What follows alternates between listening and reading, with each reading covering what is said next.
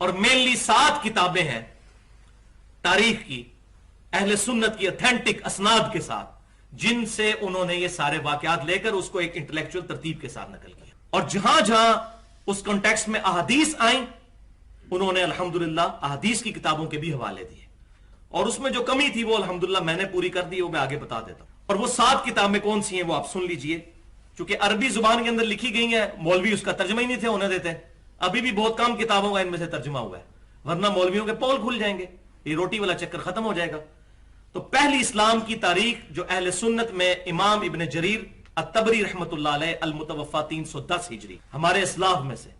تاریخ تبری انہوں نے لکھی۔ دوسری کتاب جو ہے الاستیاب امام ابن عبد البر رحمت اللہ علیہ المتوفى 463 ہجری، کمال کتاب لکھی ہے۔ تیسری کتاب تاریخ دمشق ہے،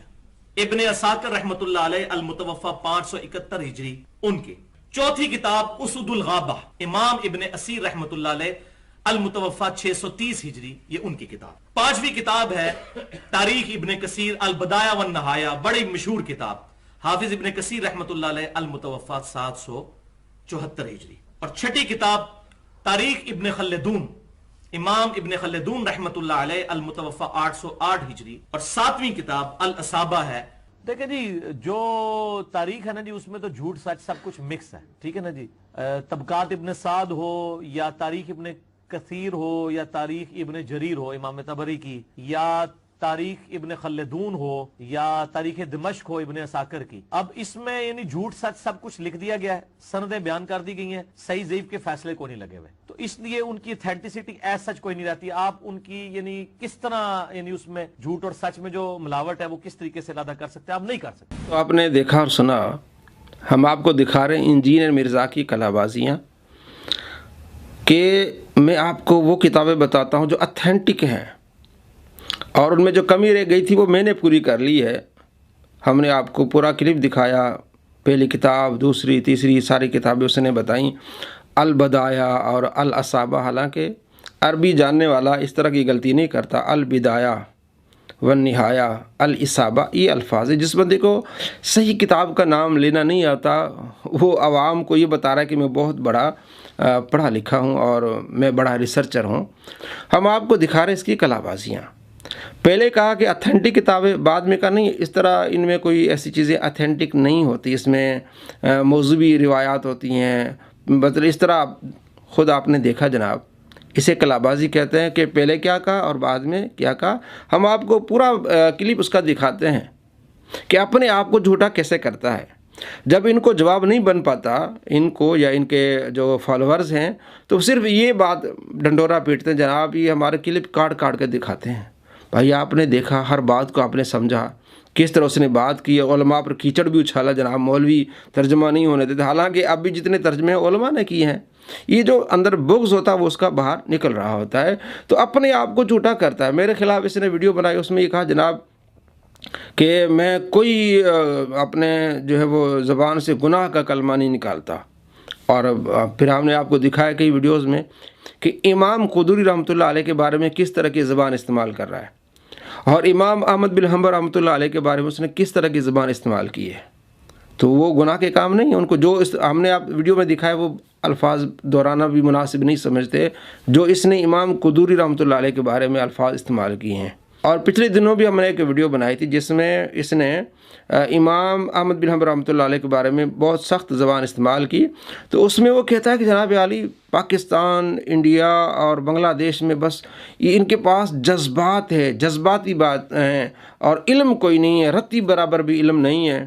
اور اس نے میرے خلاف جو ویڈیو بنائی اس میں کہتا جناب دیکھیں، جب آپ صلی اللہ تعالیٰ علیہ وآلہ وسلم کا ذکر آئے گا تو مسلمان جذباتی ہو جائے گا، اور سب سے جو ہے وہ سلیم فطرت رکھنے والا، برداشت کرنے والے سب سے وہ صحابی صدیق اکبر رضی اللہ تعالیٰ عنہ، ان کے سامنے جب ایک کافر نے بات کی تو آپ بھی بڑے غصے سے ہوئے، آپ نے اس کو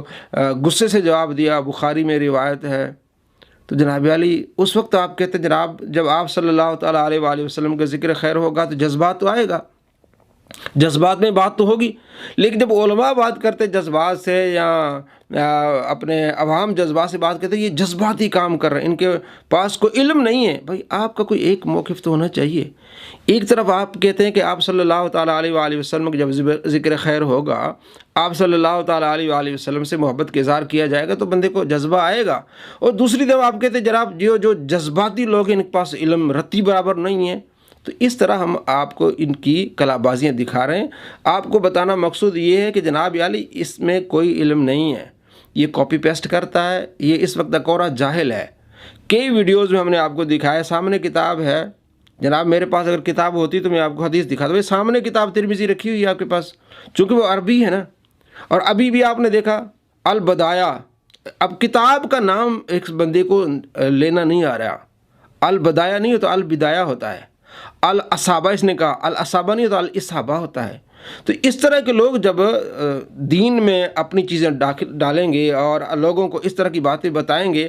تو وہ پھر علماء کا بغض ڈالیں گے۔ جناب ہماری طرف لوگ کنورٹ ہوں اور علماء سے بغض رکھیں، اور علماء سے بغض رکھنا آپ علیہ السلام فرمایا یہ ہلاکت ہے۔ تو یہ کام ہلاکت والا کر رہا ہے۔ جو شخص بھی اس کے پیچھے جاتا ہے، وہ علماء سے بغض رکھتا ہے، پھر اپنے آپ کو ہلاکت میں ڈال دیتا ہے۔ تو آپ صلی اللہ تعالیٰ علیہ وآلہ وسلم کی حدیث ہے مجموع الزوائد میں آپ علیہ السلام فرمایا علماء سے بغض رکھنا اور ان کی محفل میں نہ جانا اور ان سے محبت نہ کرنا یہ ہلاکت میں ڈالنے والی بات ہے۔ اللہ تبارک و تعالی ہمیں علماء سے محبت، پیارے آقا صلی اللہ تعالیٰ علیہ وآلہ وسلم کے صحابہ سے محبت، اور پیارے آقا صلی اللہ تعالیٰ علیہ وآلہ وسلم سے محبت، اور آپ صلی اللہ تعالیٰ علیہ وآلہ وسلم کے طریقے پر چلنے کی توفیق نصیب فرمائے۔ اس طرح کلا باز اور جھوٹے شخصوں سے اللہ ہمیں محفوظ فرمائے۔